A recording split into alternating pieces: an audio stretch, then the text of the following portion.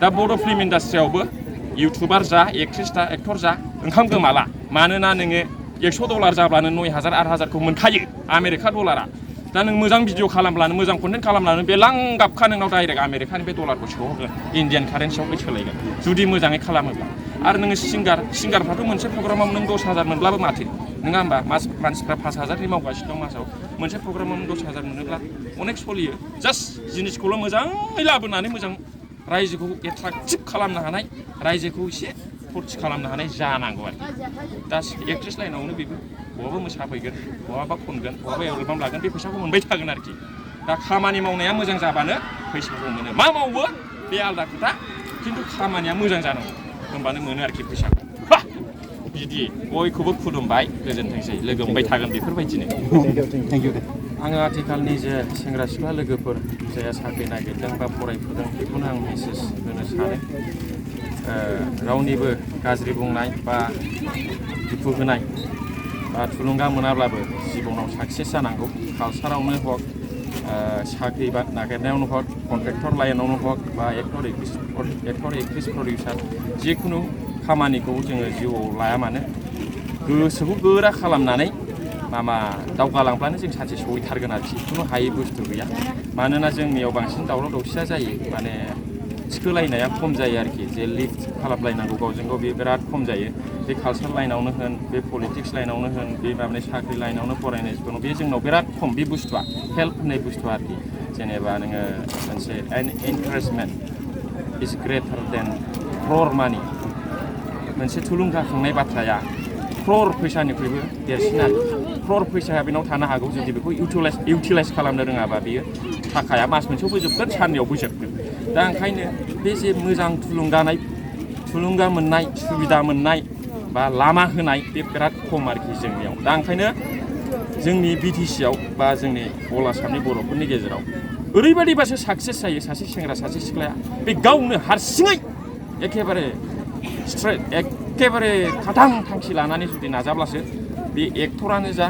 जिखुनुआनो जा बे सहैगोन आरोखि नाथाय जों आथिखालनि लाइमोनफोरखौ ड्राग्स जौ जुवाजों गफबनानै थानाय नुदों दाख्लै नोंथांखौ मोनसे सर्ट मुभियाव जों नुदों मोनसे ड्राग्स लायोबा ओरै जायो होननाय दा बेखौ एसे फोरमायना हो ड्राग्स लायोबा जाहैबाय जिनिसानो गासिबो रानजोबखायो देहानि अंग जेसेबां पार्टसफोर दं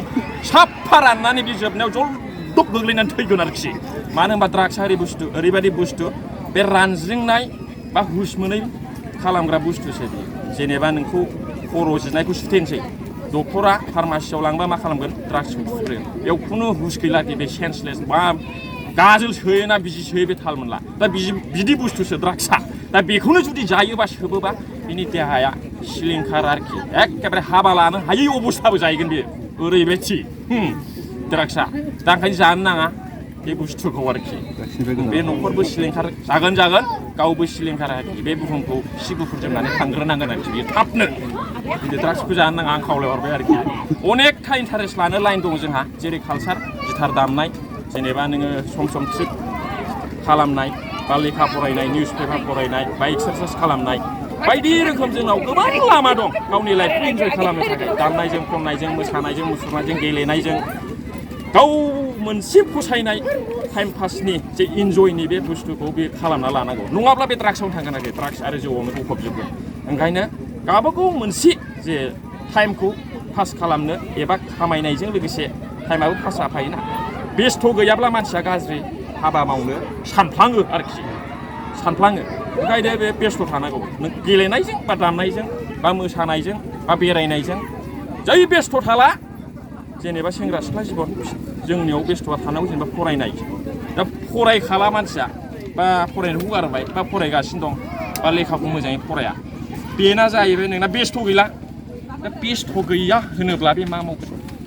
बेस्थ' गैया होनोब्ला बे गाज्रिखौनो माबा मोनसे मावगोन आरोखि बे हय ड्राग्स जागोन हय गाज्रि मावगोन हय सिखाव खावगोन हय दुनदाखाल खालामगोन बिदि आरोखि ओंखायनो मानसिया सेंग्रा हक सिख्ला हक उन्दै हक गिदिर हक बोराय हक मोनसे बेस्थ' थानांगौ बे थाखा खामायनायनि बेस्थ' टाइम पासनि गेलेनायनि बेस्थ' दामनायनि बेस्थ' मा बेस्थ' मोजांनि बेस्थ' थाब्लानो मानसिया लाइफआव साक्सेसफुल जायो गोजोननायबो मोनो थाखाबो मोनो बिल्डिंबो मोनो गारि घराबो मोनो हिनजाव मोजां फिथाइ मोजांबो मोनो एसेनोसै बबे समजों एक्टिंखौ खालामगोन आङो एक्टिं लाइनाव थाबाय थागोन पार्ट टाइम बायदि ओमफ्राय पारमानेन्ट नङा दा आङो एक्टिंआवनो जालांथारगोन बेबो नङा दा खिन्थु आं बेखौबो बुंखानोसै दा बर' फिल्म इन्डास्ट्रियावबो इउटुबार जा एक्ट्रिस जा एक्टर जा ओंखाम गोमाला मानोना नोङो $100 जाब्लानो 9,000 8,000खौ मोनखायो आमेरिका डलारा दा नों मोजां भिडिअ खालामब्लानो मोजां कन्टेन्ट खालामब्लानो बे लांगाबखा नोंनाव डाइरेक्ट आमेरिकानि बे डलारखौ सोहरगोन इन्डियान कारेन्सियाव सोलायगोन जुदि मोजाङै खालामोब्ला आरो नोङो सिंगारफ्राथ' मोनसे प्रग्रामाव नों 10,000 मोनब्लाबो माथो नङा होमबा मानसिफ्रा 5,000नि मावगासिनो दं मासाव मोनसे प्रग्रामाव 10,000 मोनोब्ला अनेक सलियो जास्ट जिनिसखौल' मोजाङै लाबोनानै मोजां रायजोखौ एट्राक्टिभ खालामनो हानाय रायजोखौ एसे फुरथि खालामनो हानाय जानांगौ आरो दा एक्ट्रेस लाइनावनो बेबो बहाबा मोसाफैगोन बहाबा खनगोन बहाबा एलबाम लागोन बे फैसाखौ मोनबाय थागोन आरोखि दा खामानि मावनाया मोजां जाबानो फैसाखौ मोनो मा मावो बे आलादा खोथा खिन्थु खामानिया मोजां जानांगौ होमबानो मोनो आरोखि फैसाखौ बिदि बयखौबो खुलुमबाय गोजोनथोंसै लोगो मोनबाय थागोन बेफोरबायदिनो थेंक इउ दे मिजिंथियो मोजाङै मोजां जोबगोन होननानै बे फुटबलखौ नामना